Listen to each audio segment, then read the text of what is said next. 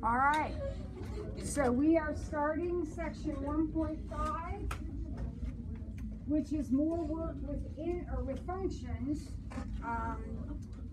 This notation, look at problem 1. I am on page 11, right where we left off last time. We were in our notes. This notation means inverse.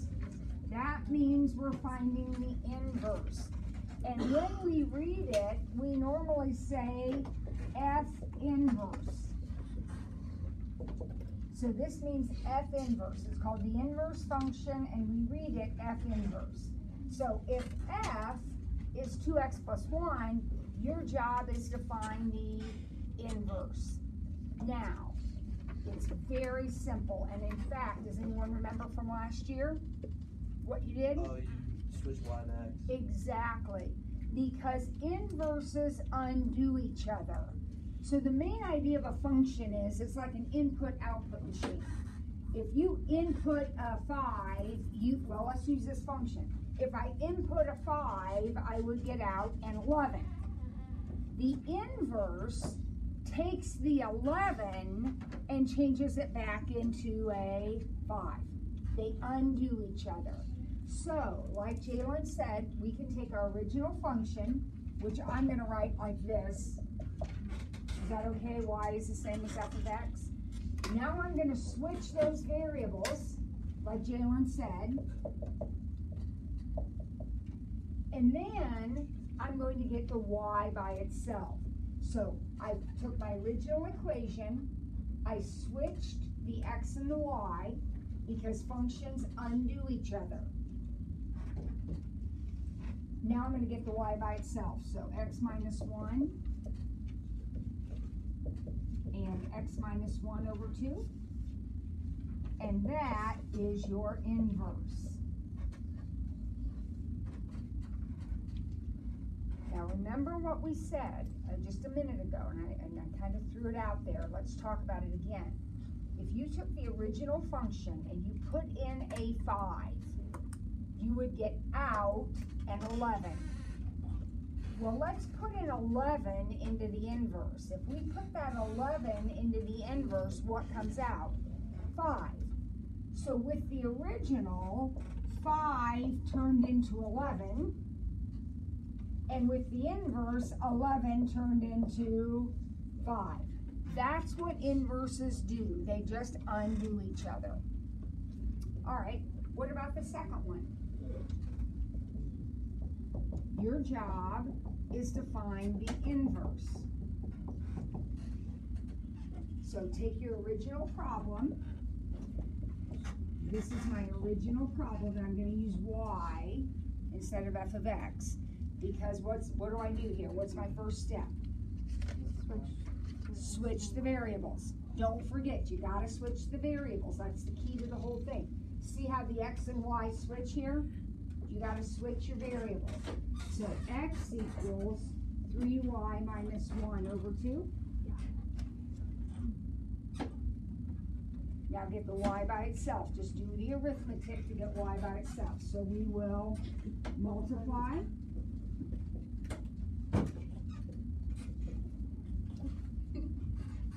Add 1.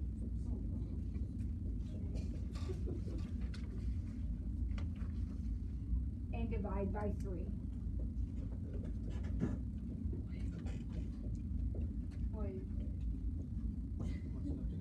So you brought the 2 over first. The 2 over first. That came up here, yeah. And then added the 1 and then divided by 3. Yes, Miss Piper. In the first one, where did you get the 5 from? I made it up. Oh, okay. Just to show you what happens to the ordered pairs, how they switch. So I could do the same thing here. I could stick a number in here. And in fact, let's just do that. Let's put 5 in this one. If I put 5 into the original, what do I get? 7? Now, put 7 into your inverse. And what better happen? You better get 5. So if you put 7 in, You get 14 plus 1, 15 divided by 3 is 5. That's what inverses do. And that's how you can check your answer. Make up a number. There's nothing special about 5. I'm just using 5. You can use whatever number you want. But if you put in 18 and got 40, then when you put in 40, you better get 18. That's what inverses do.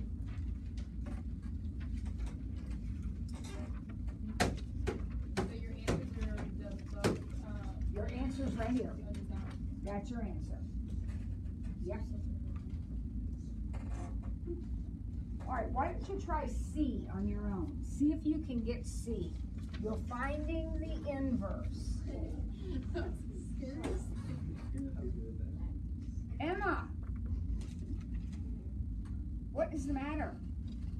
Are you okay? Yes. Okay. So, Johnny? Yes. Let's stay focused. All right, here we go. You guys are doing this on your own. Please give this a try.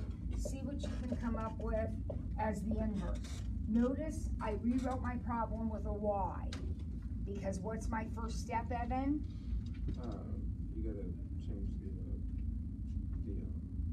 not the the variable. Yeah, I gotta switch the x and the y, right. So the first thing I do when I rewrite my problem, I write it with a y. Okay, so everybody's gonna switch them now. And then you're gonna get the y by itself.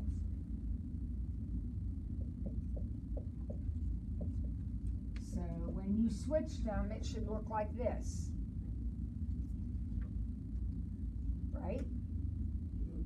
Now get y by itself. So just start unraveling here. What do we need to do first? Multiply 9. Multiply 9.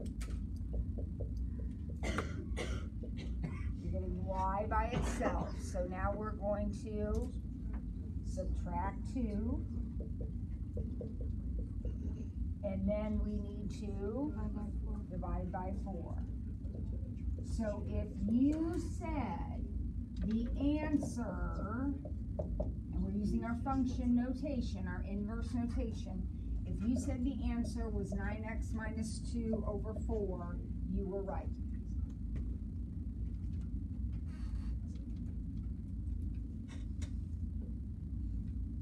Is that okay with everybody? Yep. Now, look at D, it's a little bit harder.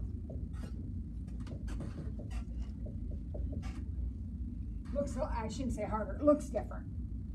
No big deal. Let's go through our process exactly the same. So I'm going to think of this as y equals the square root of x minus 2.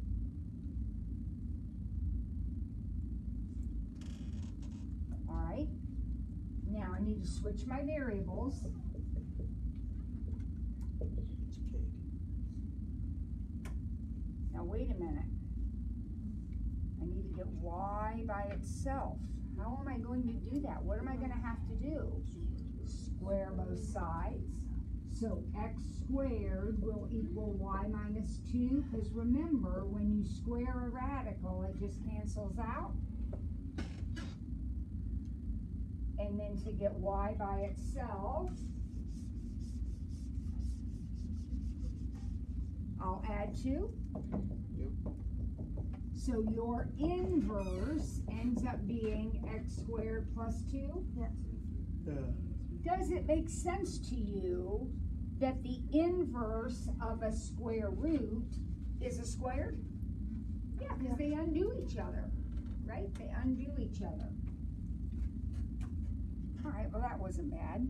When you write that one, Miss Ford, like on a test or something, do you have to write it with the F? The inverse notation? Well, that is the way you're supposed to write it. So let's try to get in the habit of doing that. I'm not going to say I'm going to mark it wrong, but I'm not going to say I'm not going to mark it wrong. I really want you to get in the habit of using the right notation. Okay, so let's just practice it as we go. But you're right, these two are the same thing. This notation just tells me this is an inverse function.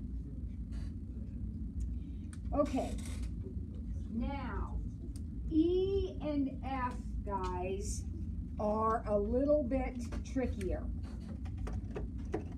Okay?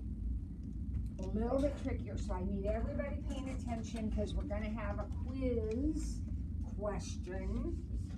And this will be a test question also. To find the inverse of this kind of a function that's written this way. So let's go through the steps very carefully. Take good notes here. All right, so what's our first step always, no matter what? Our first step is switch them. Oh, let's make this a y first, right? And then switch them. So x equals 2y plus 1 over 3y minus 4. Okay? All right. Any thought on what might be next? Oh, you mean like the conjugate? That's a thought. I'm not going to do that. I understand why you're thinking that. It's going to make your problem actually a lot bigger, so I don't want to do that, but it's a great thought. Great thought, but we're not going to do the conjugate. Any other thought? Jalen? Just say clear fraction. Clear the fraction. I think that's a good idea. Let's clear the fraction. So to clear the fraction, don't we just have to multiply this over to here? Yeah. So I'm going to have x times 3y minus 4 equals 2y plus 1. So I'm clearing the fraction.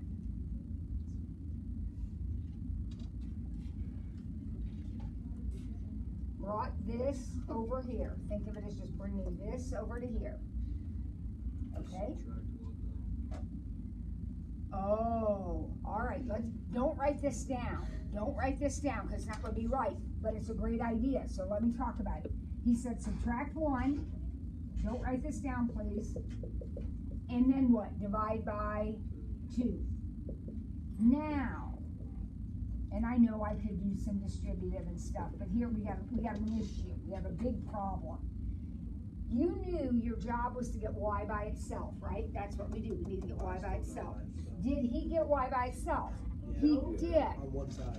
What's the problem? There's another y. So that is not legal. Well, I shouldn't say it's illegal. It's just not right. It just isn't the right answer. You can't solve for y if there's a y on the other side. So it's a great plan, but it's not the right plan. So we brought this over to here. I'm going to go ahead and distribute. So I have 3xy minus 4x equals 2y plus 1. Divide by y. No. No. Now I'm going to put all of the y terms on one side and everything else on the other side. So if you have a y, you're coming over here. If you don't have a y, you're going over there. So I'm going to move this guy over to here. Basically, aren't I just flip-flopping these two? Yeah. So I'm going to have 3xy minus 2y equal to 4x plus 1.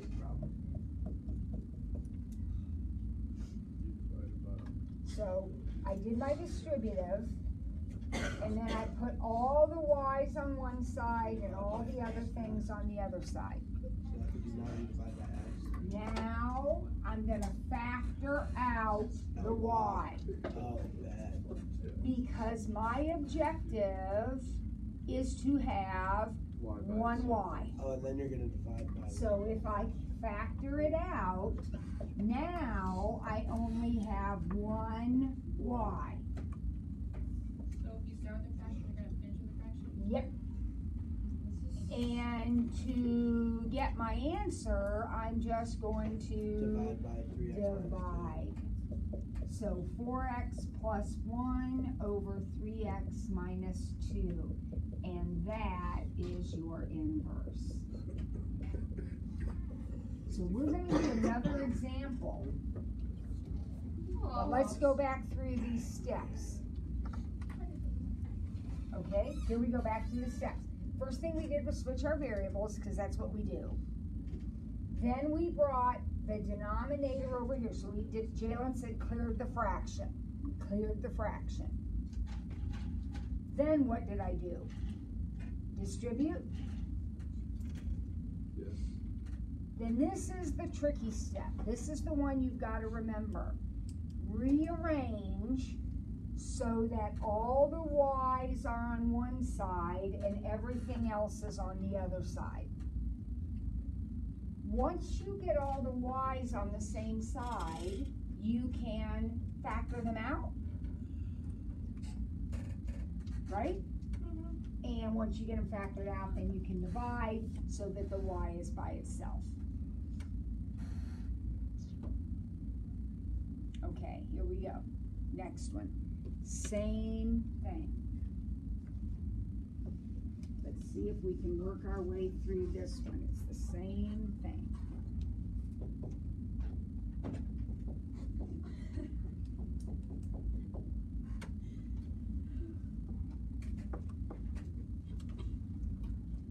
All right, here we go. Who remembers step one? You move X and Variables. flip X Switch and the Y. variables, yeah.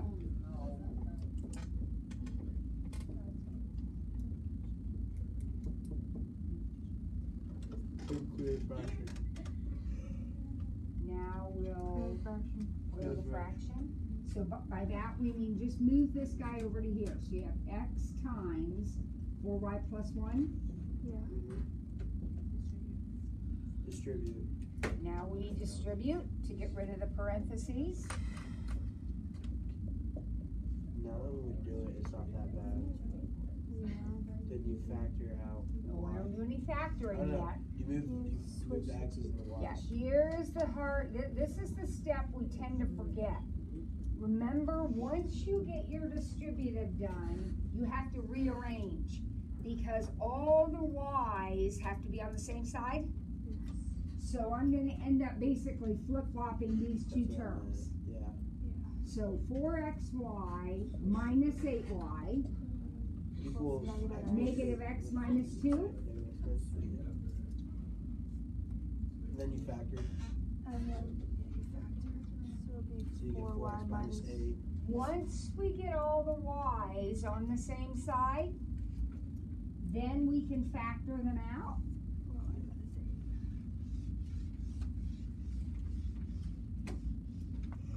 8. So we have y 4x minus 8. Now, I know you could factor, when you look at this, you could actually factor out a 4y, but don't, because you want to get y by itself, right?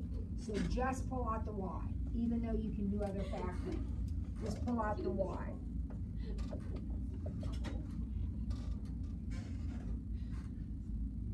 And then You guys are really starting to strain my patience. I don't want to start Monday, Constitution Day. I don't want to be cranky, especially when I grade these papers. I don't want to be cranky, right? So calm down. I'm glad you're happy and excited and love being in math class, but what do once I get my y factored out? Divide by 4x. Divide. So negative x minus 2 over 4x minus 8. Yep. And then if I put my inverse notation in to make my answer look really, really smart, there it is. Did anybody, let me get this out of here, did anybody have a question about any of those steps? Tomorrow when you come in, we'll do one for practice and then you'll do one on your own, okay? One of these hard ones like this. This is as hard as they get. Really? Yep. Okay? All right, so we'll do that tomorrow. What we're gonna do now is take a look at number 2. And number 2, we have a 3-part question. So we have this picture, which is what? What kind of function is this? Squaring function. And there are 3 questions we are going to answer. The first one you already know. The first one is easy. Is that a function? Yes. Heck yeah, it's a squaring function. It's one of our BFFs. So that's a yes. It is a function. Is its inverse a function? And the answer is no. Now here's what I want you to think about. See this point right here? That point might be the point, let's see, 3, 2. What would be this point over here then? Negative 3, 2, right? Nope. Now those are ordered pairs of the function. What happens to the ordered pairs of the inverse? They flip. So the ordered pairs of the inverse would be 2, 3 Yeah. and 2, negative 3. Yes. What's wrong with that? What's wrong with ordered pairs that look like They have the this? same X. They have the same X, and if you have the same X, you are not a function. The inverse is not a function. It does not pass what we call the horizontal line test. To be a function, you must pass the vertical line test, right? Yeah. To see if your inverse is a function, you have to pass the horizontal line test. This one fails. If the y's are repeated in the original, then the x's will be repeated in the inverse. Does that make sense to you? Yeah. So when it says, are you a function? Vertical line test, yes. Is your inverse a function? Horizontal line test, no. So you are not 1-to-1. The only way you can be 1-to-1 is if you pass both tests. Because if you pass both tests, it means no x's are repeated and no y's are repeated. So you have 1-to-1 matchup. No repeated x's, no repeated y's.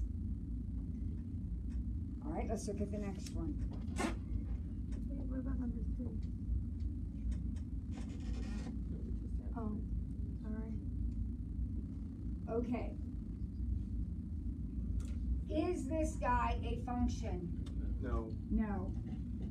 It fails the vertical line test.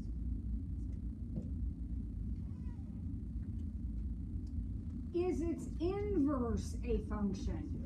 Yes. Yes. Yes. It passes the horizontal line test. Is it 1-to-1? Nope. No. No. Because it does not pass both.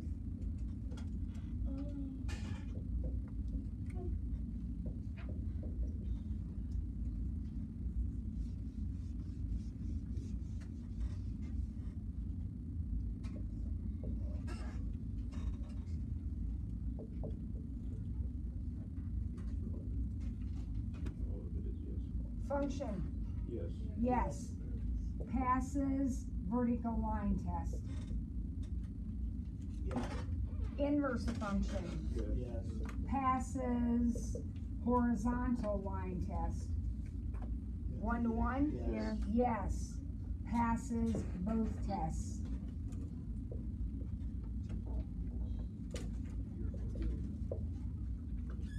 Everybody good on that? That's pretty easy. All right, one more thing. We're at one problem done anyhow. One more thing. Here we go.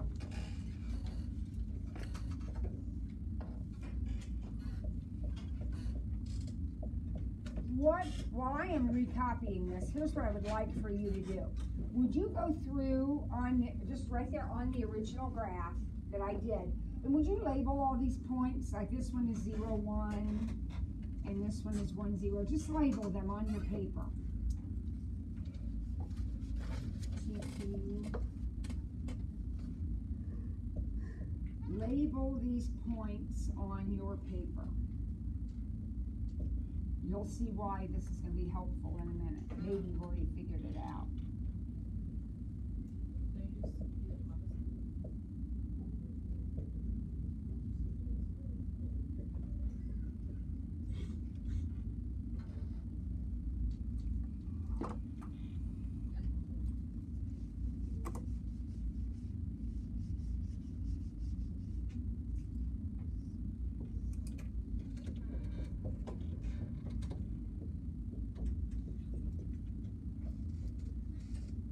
Okay, you got all your points labeled?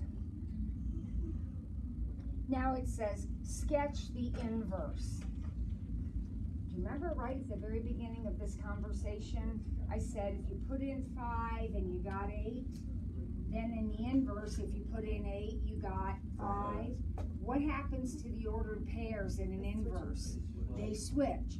So instead of plotting the point -4, 0, 0, -4. you'll plot 0, -4. So just go through and point by point, flip them. So we plotted 0, -4, and then -1, -3, -1, -2, just flipping the points. And then if you want to connect them so you kind of see what's happening, that guy right there, that little trapezoid deal, see how he got flipped?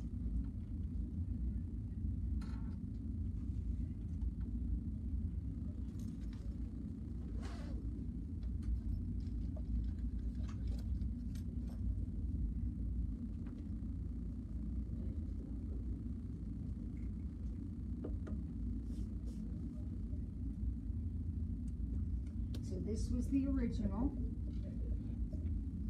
and this was the inverse. Wasn't that immensely, incredibly easy?